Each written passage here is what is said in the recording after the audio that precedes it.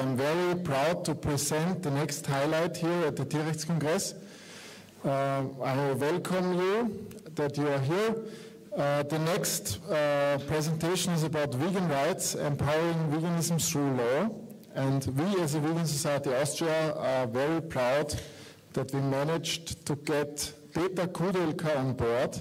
He's the #1 expert for law questions concerning to veganism in Austria and author of a very, very brilliant book, which is available now.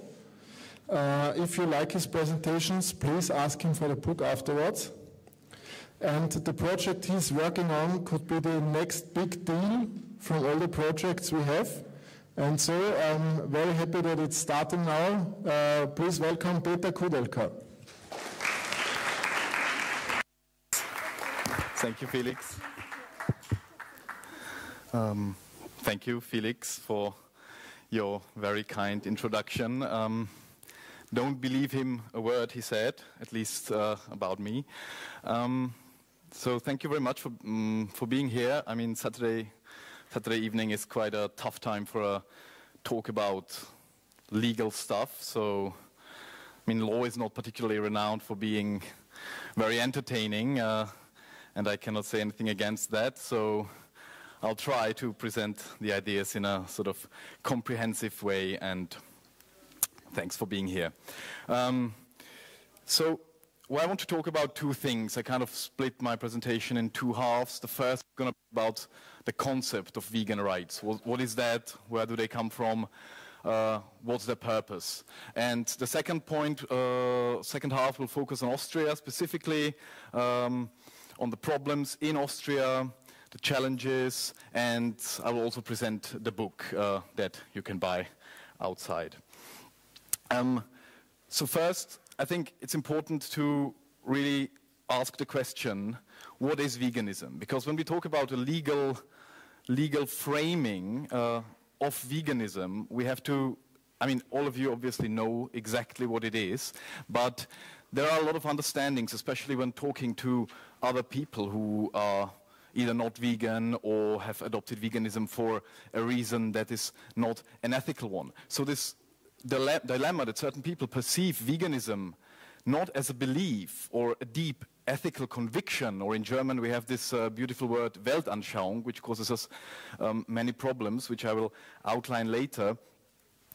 That's really an important one. So first, obviously, we have to make clear that veganism is far more than a diet, right? It's a complex set of personal values and motives. It's a philosophical conviction.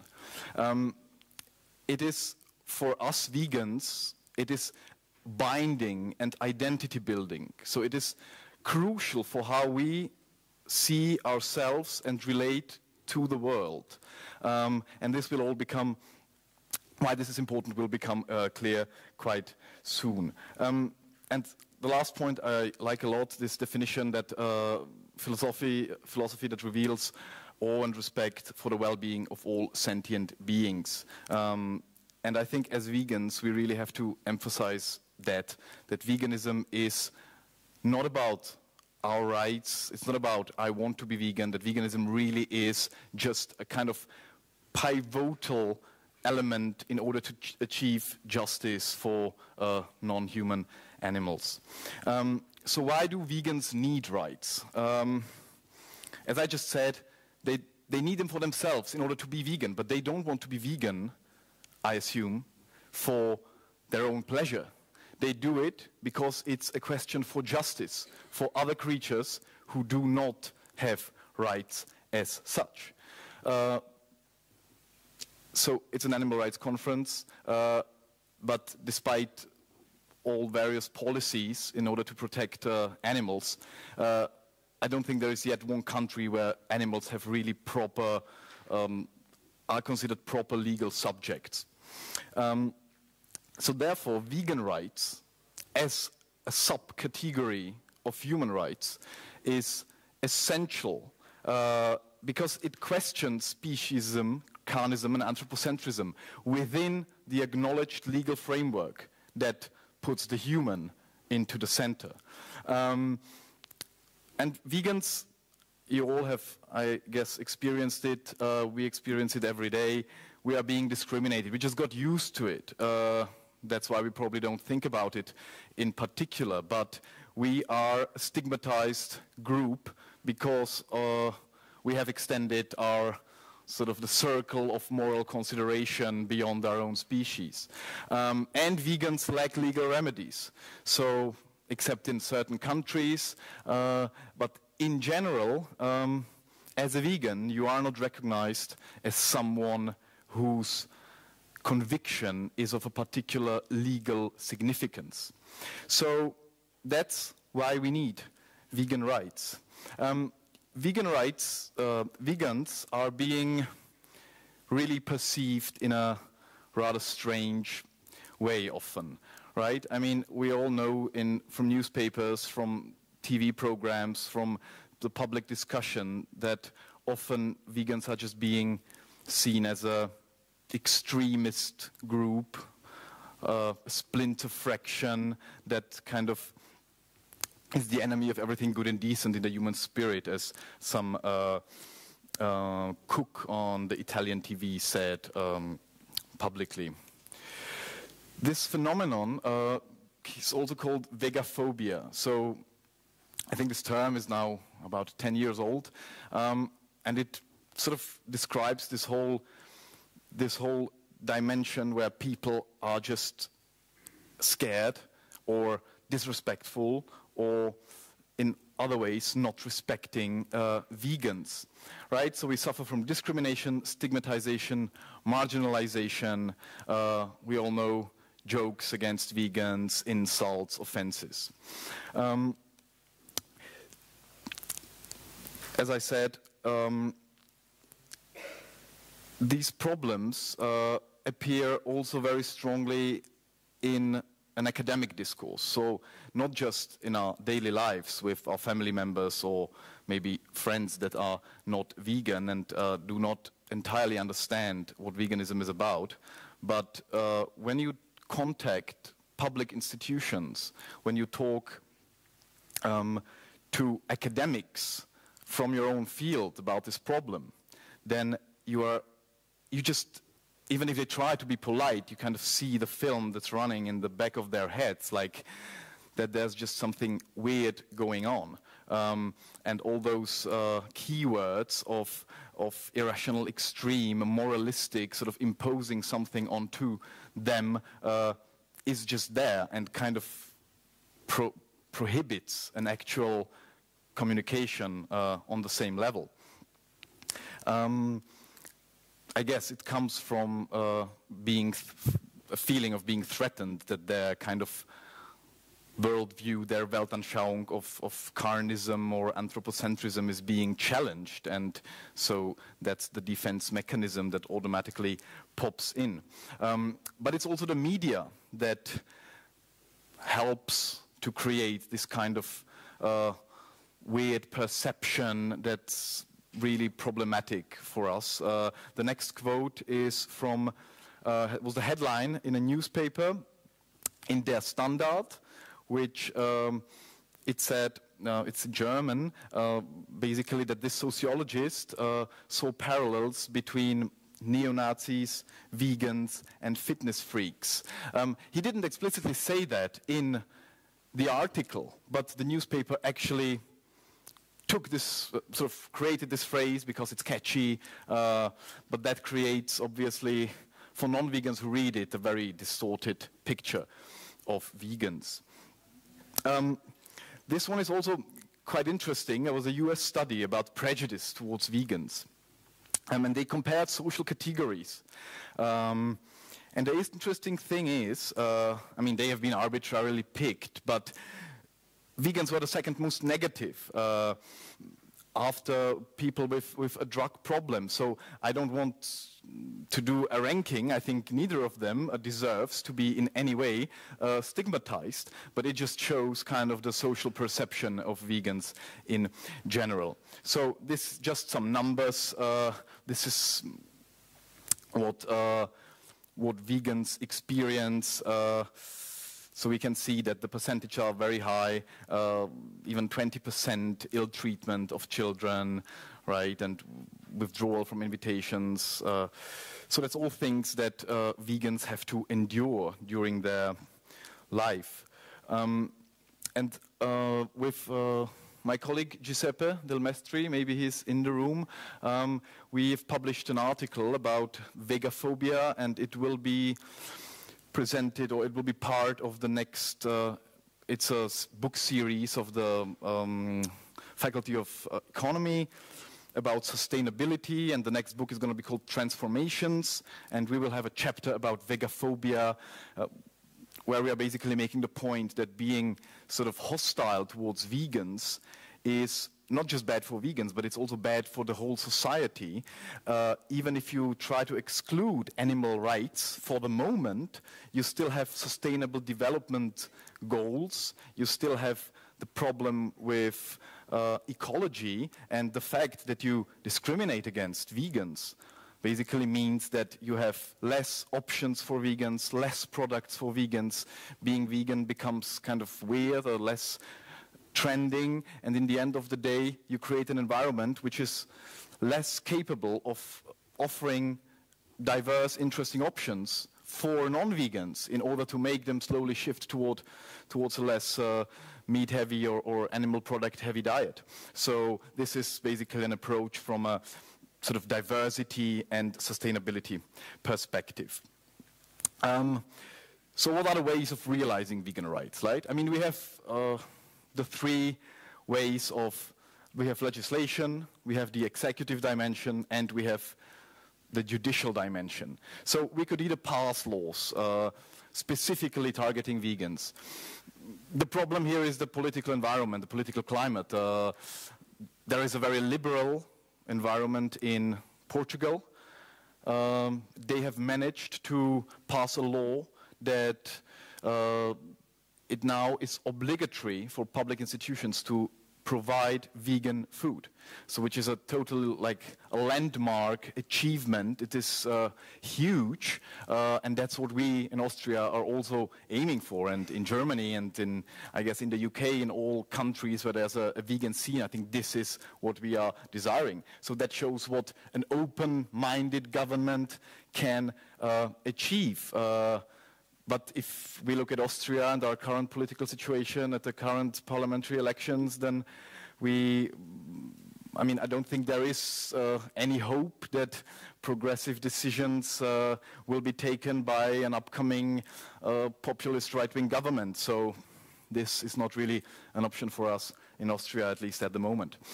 Then there's the executive way, right? So we have existing laws, existing equality provisions, and bodies, administrations can simply say, okay, we include vegans into this, and we try and apply and execute the existing laws in an inclusive way that accommodates vegans. And the last and often very effective way is the judicial way, sort of going to court, claiming that you have been treated in a way that violates fundamental human rights provisions, and hopefully being granted with a positive decision. And then it depends on what level is this decision, right? Is it a national court? Is it a constitutional court? Or is it ultimately the European Court of Human Rights or the European Court of Justice of the European Union? And those judgments obviously then have a binding power for the courts beneath. But I wouldn't have so much hope for the Austrian Constitutional Court, because as we have seen with the judgment about the right to prohibit hunting on your own property in Austria, right? The Constitutional Court took a different position than the European Court on Human Rights, and said that Austria is a very special case and that those things don't apply. So they are capable of finding ways. So, but I think the European Court of Human Rights is definitely there's hope that they would probably be quite appreciative of vegan rights. So the whole concept of legal protection of veganism stems from the protection of freedom of thought, religion, and belief, right? And this concept comes from Article 18 of the Universal Declaration of Human Rights. This right is kind of the oldest right. It's considered like the oldest human right that exists, the mother of all human rights, or how you want to call it. It's extremely crucial because it's been, belief and religion has been the cause of countless wars and conflicts in human history. And this is the right that vegans, with their ethical belief, have to claim. So this is our tool to achieve at least a respect for the way, our way of life, right? In international law, veganism is protected.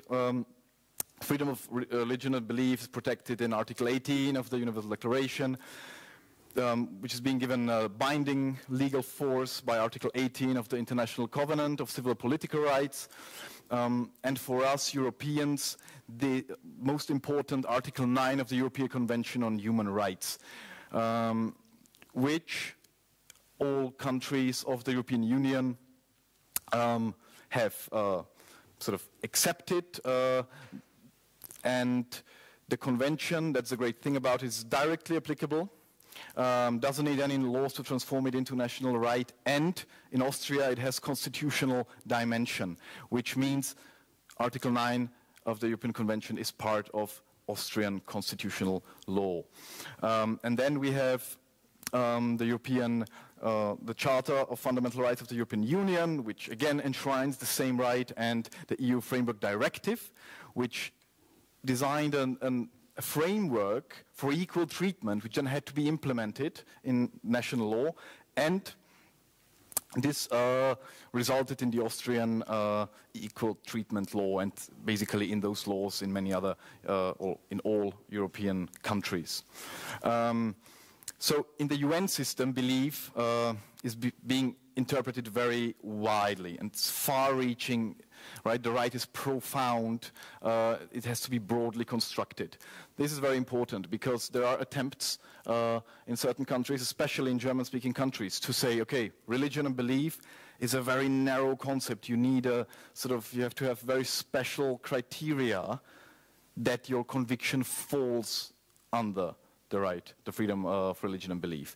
And that contradicts the UN system, which clearly says it's not limited in its application to traditional religions, right, or beliefs with institutional characteristics. So everything that is a deep conviction for an individual can potentially fall under Article 18 or Article 9 of the European Convention of Human Rights.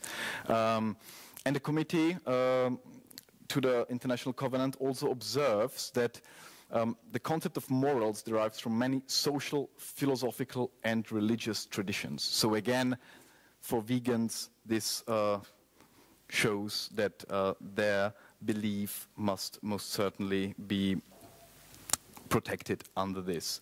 The Convention of Human Rights is, as I said, it's absolutely crucial in our aim in Europe to achieve recognition of veganism. And there are a few advantages of the European Convention of Human Rights. First of all, only the English and French version are binding.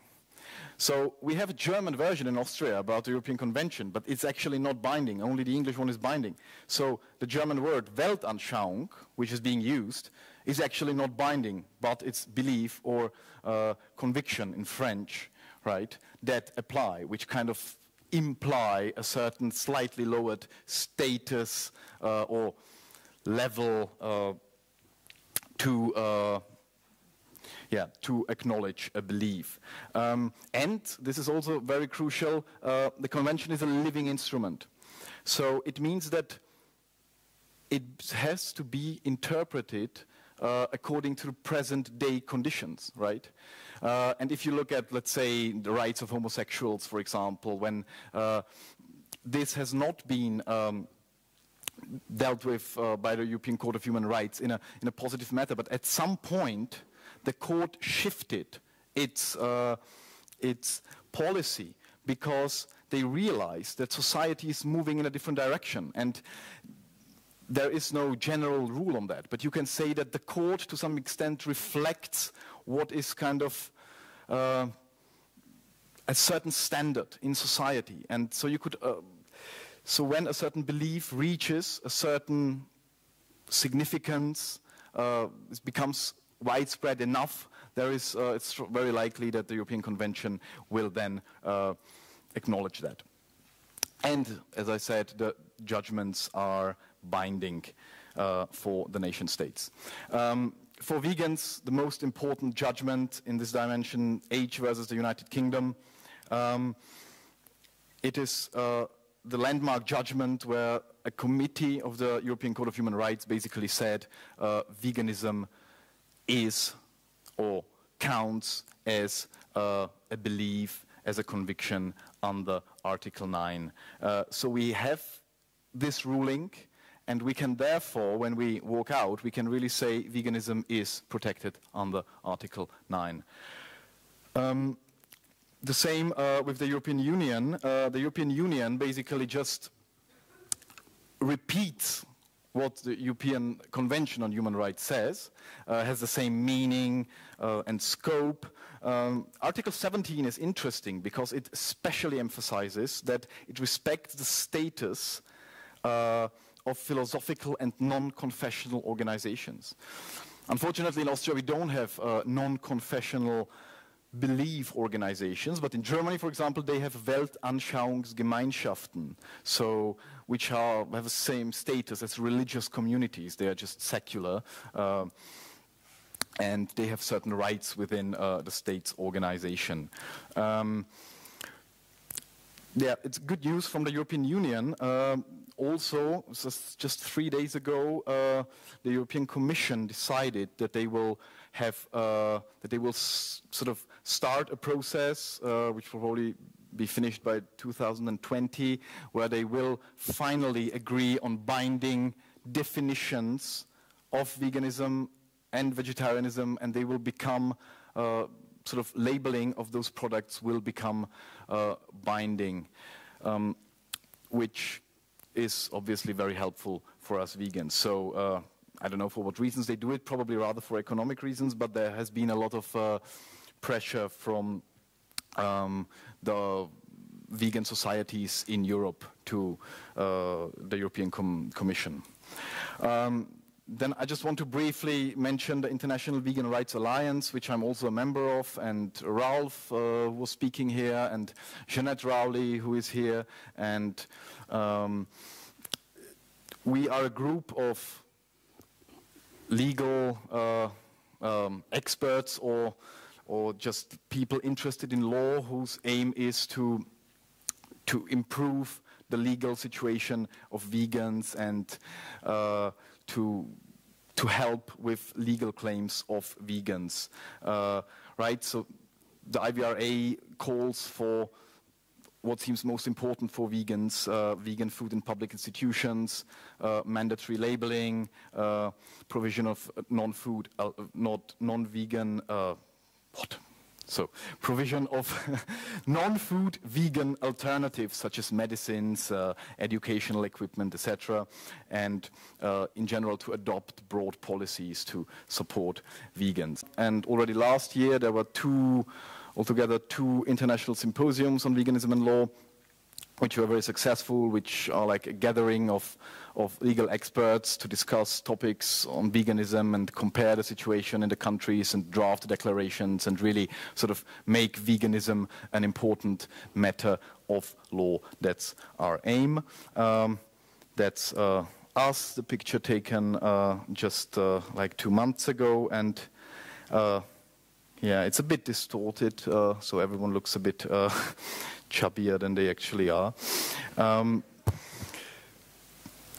And we have also founded an international journal of veganism and law. It will be a peer-reviewed and open-access journal where we want to gather and collect papers case discussions and essays on questions of veganism and law to really create an accessible body of knowledge and sort of enhance this quite new but growing legal topic.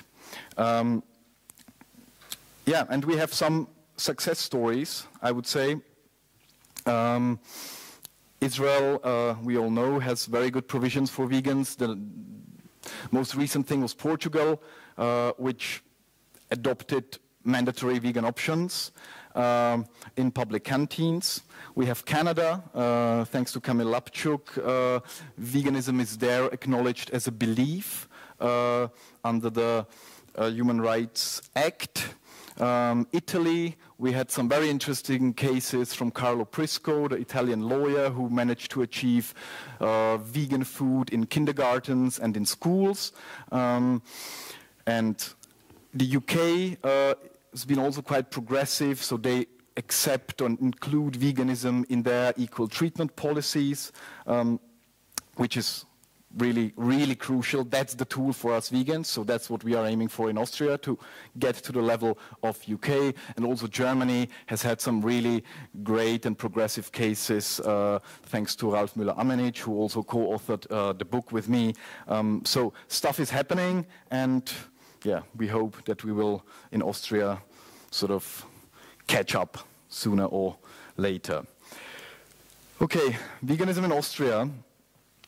Specifically, it's not recognized, right? So that's how it is. There hasn't been a judgment on that, so it's still considered a diet, not a belief, and we hope that some kind of judgment in the near future will change this. The problem is sort of lays in this disputed meaning of this single word, Weltanschauung, which has been sort of interpreted differently than the word belief, seen more strictly, more in an analogous way to religion, and therefore the academia, the legal academia in Austria is quite reluctant to extend it to beliefs that are in their eyes sort of not equal in terms of depth, which obviously would be an insult to everyone who has dealt with philosophical literature about veganism and anti-speciesism. So that's the situation. Basically, the convention is part of constitutional law. In Austria, it's being ignored by the courts. And we have also, I already mentioned before, we have an institutionalized discrimination of secular creeds, because in Austria, as a religion, you can become a religious society with certain rights. If you reach a certain number of members, you get even more rights, including running schools and stuff like that. You don't have this for secular belief groups. So that's actually something, if this would be challenged, there would also be quite some chance that this current policy would have to change. This is just a quote, just so you know the atmosphere in Austria. I wrote to a professor about discrimination of vegans, and he replied, "If I had the time, I would like to deal with your email, for I consider it a phenomenon in need of clarification that the legal area originally intended to protect oppressed members of a racial minority from gross disadvantage is also claimed by people who demand public recognition of their self-imposed asceticism. I would like to understand the social and psychological foundations behind this development." So, Weisheit of the Institute for Legal Philosophy. I don't have anything to add to that. I wrote him a long email, a very polite email, and I never received an answer. And that was a different encounter at the law faculty. I was telling a professor in a break at a celebration about this vegan option we are working on, and he said, "But I hope I'll still be able to slaughter animals because, you know, I like it fresh." So that was also like, I didn't know what to say. I don't remember what I said. but it just shows how veganism is being seen in law. And you could not imagine a response similar to that with regard to a different diversity dimension, let's say age or sexual orientation or gender, right? Or a religion. You wouldn't say that about a religious person, but obviously there is no restriction to say something like that about vegans. So that was kind of why we thought, okay, we have to do something about it, and we have to gather the knowledge and collect what's out there and kind of make a comprehensive overview about veganism and law in Austria, which led to the publication of this book. Yeah, many thanks to my co-authors Felix and Ralph, and also special thanks to our three Katharinas, who have been extremely helpful in organizing and layouting, proofreading, etc. So thank you for that. Yeah, in Austria, veganism is protected by Article 17 of the Equality Law, which protects those diversity dimensions. And the next slide will show you the definition of Weltanschauung, and you'll see somehow the difficulty or the aim of the legislator. So it is a collective term for all religious, ideological, political, and similar leading conceptions of life and the world as a meaning-making entity, as well as the interpretation of personal and communal location for the individual understanding of life. So that's what the materials for the equality law say. It's kind of, you don't know what to think about that. But what you have to do, that's what, when a court comes and it applies equality law to a vegan claim, so a Weltanschauungsclaim, that's the definition they would apply. And then they would say, veganism, no, probably. Or they would say maybe, and we don't know. In Germany, there also has not been a sufficiently clear decision whether veganism is protected. They have said it's protected under the freedom of conscience, right? But so the freedom to believe certain things, but this public acknowledgement as something that has a value beyond the mere individual, as kind of an ideology that has a value on its own, that has not yet happened. But we argue that an acknowledgement of veganism under Weltanschauung is absolutely necessary, because we say that Weltanschauung is a wrong translation of belief into German, right? It actually has to mean belief, so we don't even want to go into the discussion and saying, no, it is a Weltanschauung because it has such a long philosophical history, etc.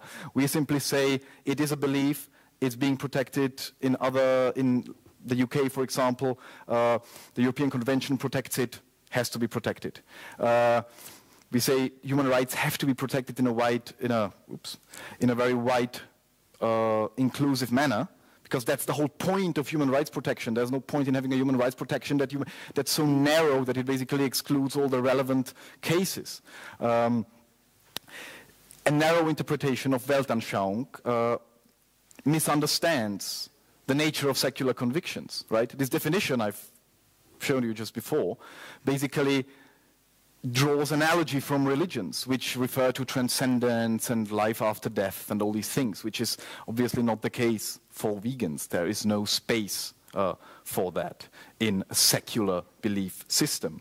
It was the clear intention of the European legislator to protect non-religious secular creeds, and the European Convention has constitutional character in Austria, but it's, as we've seen by other judgments, the Austrian Constitutional Court is not particularly in love with the European Convention on Human Rights, with its own constitution. So it's a bit of a, say, ruptured relationship. Discrimination of vegans in Austria. Well, in the workplace, in schools, in kindergartens, in hospitals, homes for elderly people, in the military and civil service, in prisons, and also in the area of taxation and subsidies, but this is quite a complex matter on its own. I'll just go briefly through a few examples, because I think I'm running out of time. So, at the workplace, veganism can be a problem when jobs are being when job offers are being phrased in a way that excludes directly or indirectly vegans, right? In job interviews, if the potential employer asks you about your conviction, if you're vegan, and then you say yes or no, and then on the basis of that you don't get the job, that definitely falls under that. As well as lunches, subsidized lunch at work, when the employer pays, subsidizes lunches of everybody, and you can't eat anything, right? That's definitely a discrimination. Celebrations, Christmas celebrations in Austria, big thing. We have often the cases, no vegan provisions for employees. Mobbing. We don't have an explicit mobbing law in Austria, but mobbing is covered by the equal treatment legislation in Austria. So these are all cases where veganism really becomes relevant in a legal way. And then there is another dimension which I will not go into, but it's certain specific jobs like cooks. Is there a vegan cook? If you want to become a cook, is it possible in Austria under the current legislation? No, we've been emailing a lot with the Wirtschaftskammer and the Gastronomieverband, and they told us, in Austria the menus, it's 80% meat. They really said that 80% of the food, of the curriculum when you go into training to become a cook is based on meat, so we cannot include vegans and so on. So very interesting legal questions that arise. Obviously a huge problem for parents and children alike. Schools, right? Schools don't provide vegan food usually. The food is partially being subsidized by the state, which is really problematic because it subsidizes food for everyone and indirectly discriminates against vegans. There are cases where parents have to pay for the food that the child is not eating, sort of financing the food of non-vegan peers whilst having to prepare food for their own children.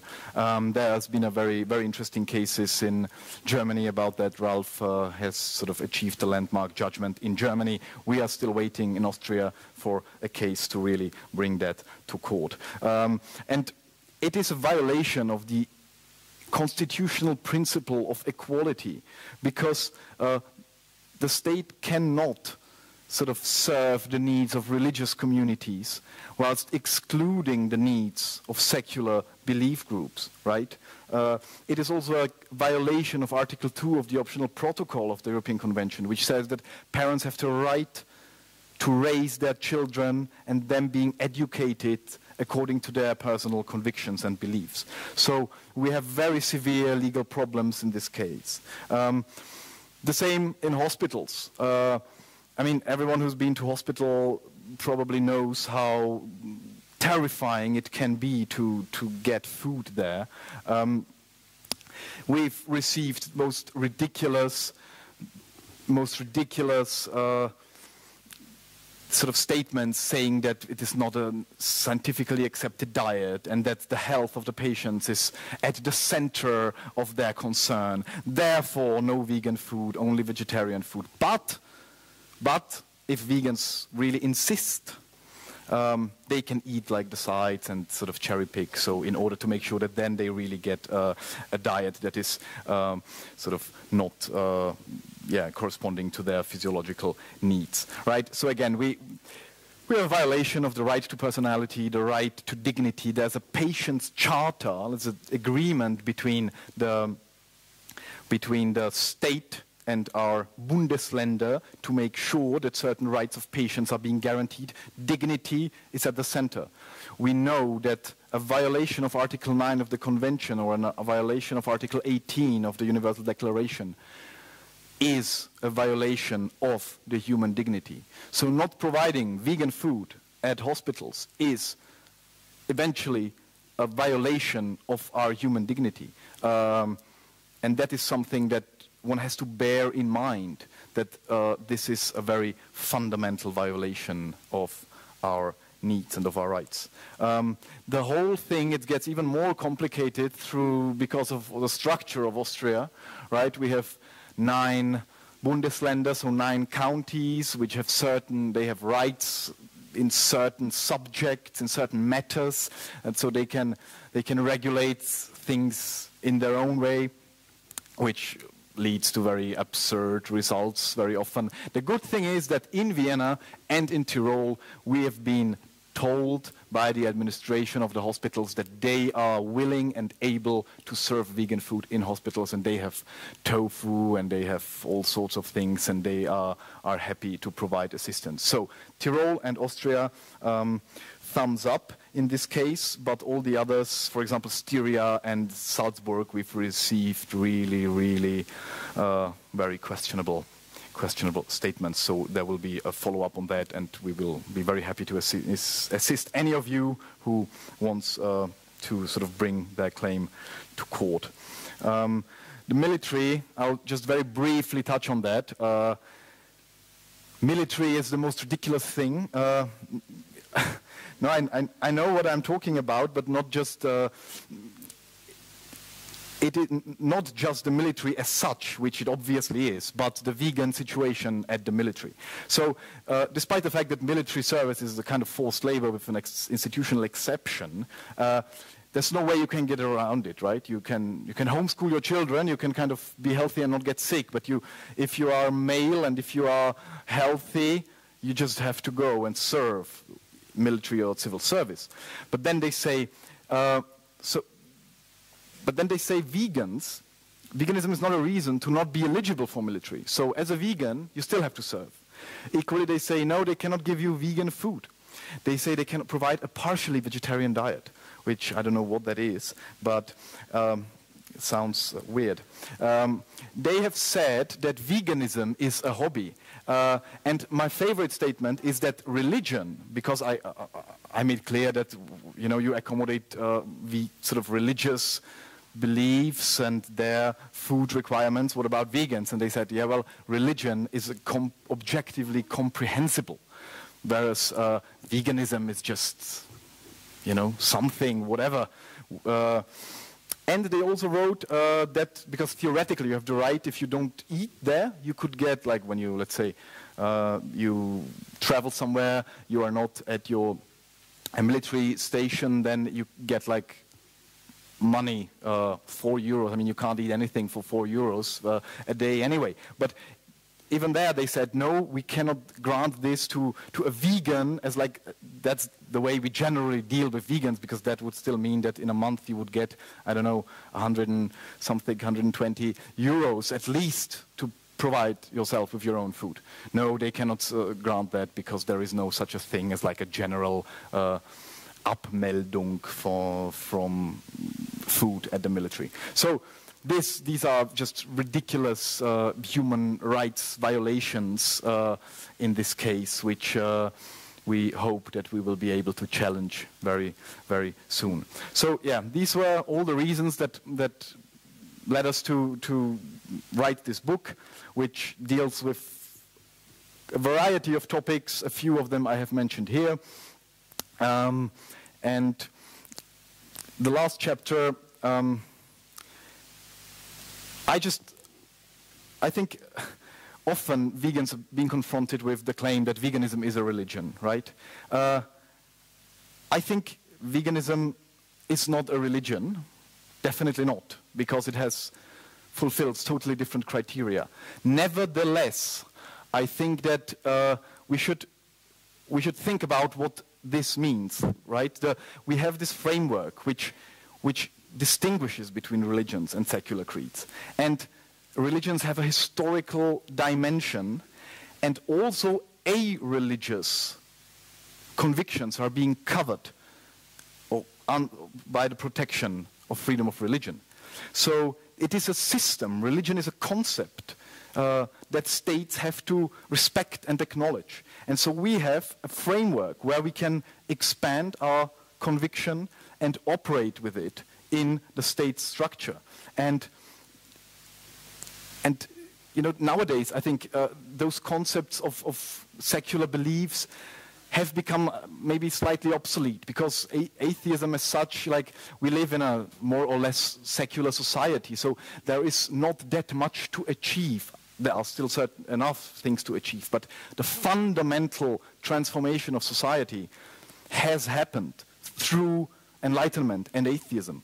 And I'm saying, well, let's use this concept that the state provides us, fill it with a new meaning, with that of veganism, anti-speciesism, and anti-anthropocentrism.